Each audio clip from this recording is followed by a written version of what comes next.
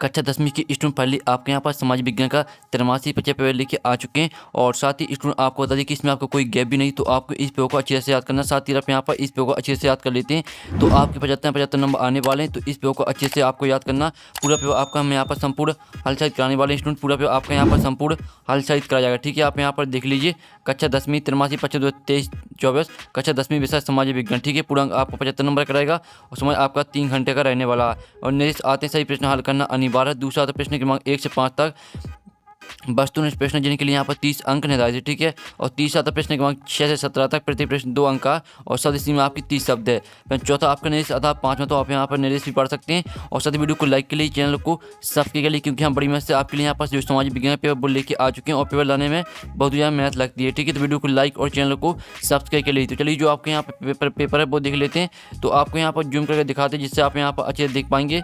तो आप यहाँ पर देख लीजिए, आपके पहले तो यहाँ पर आते हैं सही विकल्प चुन के लिखिए 6 नंबर के आते हैं। तो पहला आता बे उत्पादक जिन पर सभी जीव निर्भर रहते हैं। तो आपको यहाँ पर अच्छे से देखना और साथ ही सुनना है। जैसे पूरे ऑब्जेक्ट है वो आपको यहीं पर याद कर लेने हैं। तो बे उत्पादक जिन पर सभी जीव निर्भर रहते हैं, तो आपका आता है द्वितीयक उत्पादक, बाता प्राथमिक उत्पादक और साथ तृतीयक उत्पादक और दाता इनमें से कोई नहीं। तो बे उत्पादक जिन पर सभी जीव निर्भर रहते हैं, तो इसका आंसर आपका बा हो जाएगा प्राथमिक उत्पादक।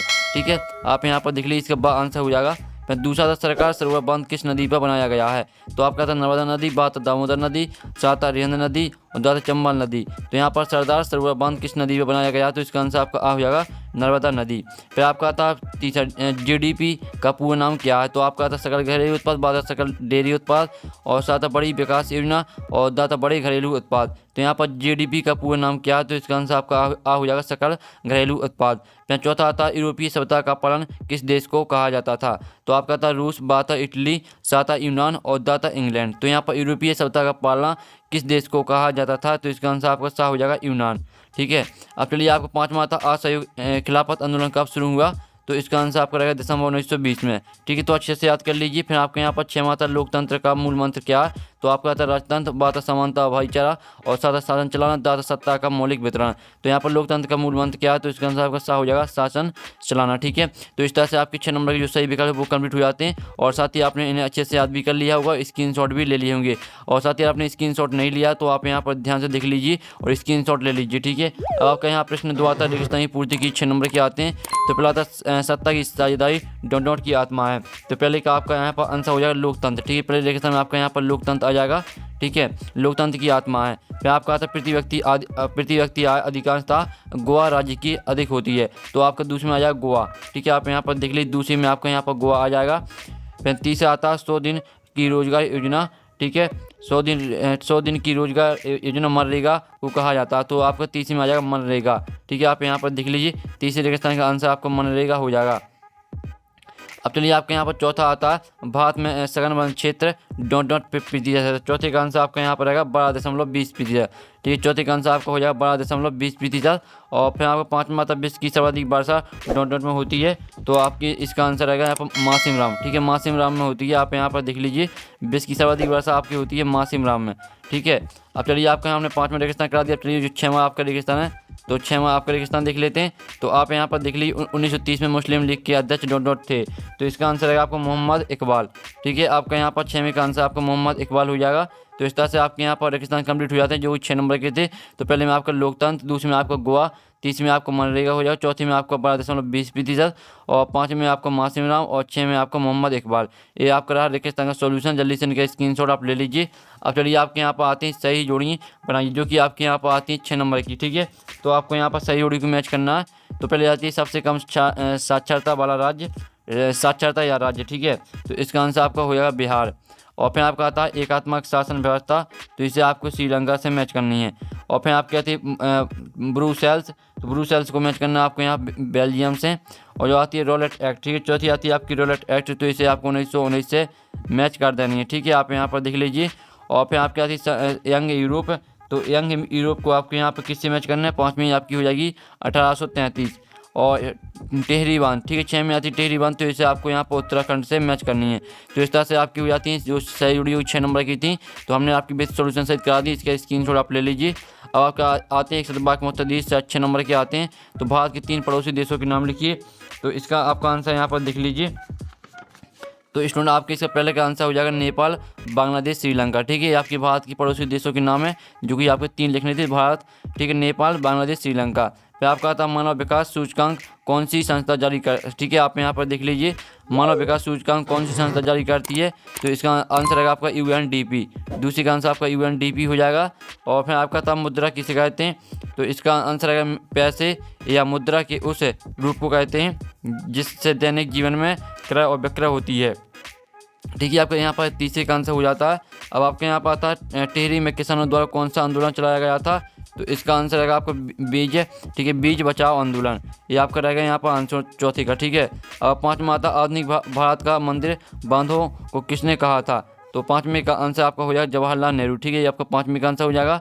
और छठवां आपका आता है रॉलेट एक्ट कब पारित हुआ, तो इसका आंसर आपका हो जाएगा 1919 ईस्वी। ठीक है, तो आप यहाँ पर देख लीजिए पहले का आंसर आपका नेपाल, बांग्लादेश, श्रीलंका, दूसरे का आंसर आपका UNDP और तीसरे आंसर पैसे या मुद्रा के उस रूप को कहते हैं जिससे दैनिक जीवन में क्रय और विक्रय होती है। और चौथे का आंसर आपका यहाँ पर रहेगा बीज बचाओ आंदोलन। और पाँचवें का आंसर आपका जवाहरलाल नेहरू, छठवें का आंसर 1919। इस तरह से आपके यहाँ पर हो जाते हैं एक शतवाक्य में उत्तर कंप्लीट। अब जब आपके आते हैं सत का चयन करके लिखिए। तो पहला था भारतीय वन्य जीव अधिनियम 1972 में लागू हुआ, तो ये आपका सत्य हो जाएगा। दूसरा था बांधों का निर्माण विद्युत उत्पादन के लिए भी किया जाता है, तो ये आपका यहाँ पर हो जाएगा सत्य। और नेपोलियन का पतन 1813 में हुआ, तो ये आपका हो जाएगा असत्य। और सत्ता की साझेदारी लोकतंत्र के लिए लाभप्रद है, तो ये आपका सत्य रहेगा। चौथा, पाँचवा था केरल सर्वाधिक मानव विकास सूचकांक वाला राज्य है, तो ये आपका सत्य रहेगा। और अर्थव्यवस्था के 2 क्षेत्र होते हैं, तो ये आपका हो जाएगा असत्य। ठीक है, तो आप यहाँ पर देख लीजिए ये आपके यहाँ पर सत्य असत्य का सॉल्यूशन। पहला आपका सत्य रहेगा, दूसरा आपका सत्य और तीसरा असत्य रहेगा, चौथा सत्य रहेगा, पाँचवा सत्य रहेगा, छठवां आपका असत्य रहेगा। तो जल्दी से जो सत्य असत्य का सॉल्यूशन है वो देख लीजिए, स्क्रीनशॉट आप ले लीजिए। अब चलिए आपका यहाँ पर प्रश्न 6 आता है, मृदा संरक्षण के कोई 2 उपाय लिखिए, अथवा था जड़ मृदा की 2 विशेषताएं लिखिए। ये आपके 2 नंबर के प्रश्न हो रहे हैं। प्रश्न 7 आता है मृदा निम्नीकरण से क्या आशय, अथवा था राष्ट्रीय संसाधन किसे कहते हैं।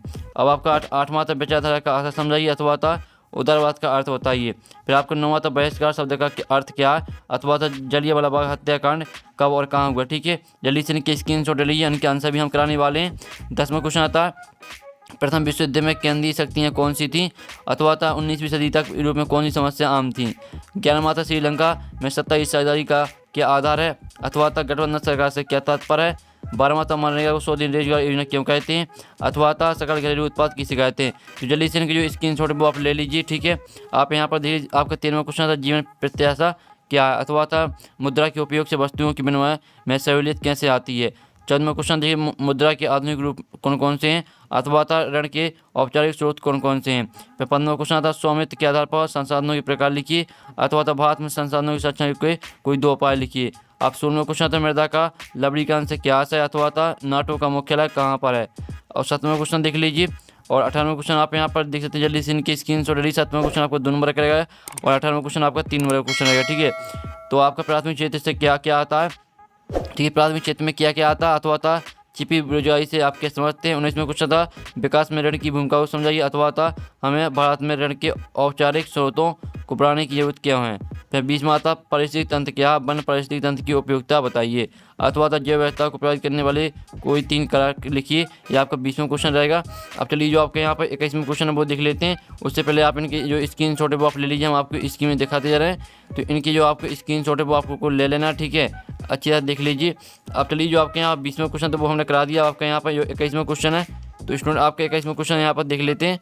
तो आप 21वां क्वेश्चन था आर्थिक महामंदी की शुरुआत कब हुई और यह संकट कब तक बना रहा। फिर आपका होता है ईस्ट इंडिया कंपनी की दुनिया भर में चलने वाली कार्य केंद्र कहाँ था।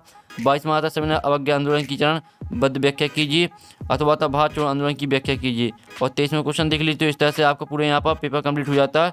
और जो आपकी क्वेश्चन है इनके सॉल्यूशन आपका मिल जाएगा आपको टेलीग्राम ग्रुप में, और टेलीग्राम ग्रुप की लिंक वीडियो के डिस्क्रिप्शन दी रखी है। तो टेलीग्राम ग्रुप में आपको पूरी पेपर का सॉल्यूशन मिल जाएगा। तो हम यहाँ पर नेक्स्ट वीडियो में मिलते हैं। टेक इन, बाय बाय।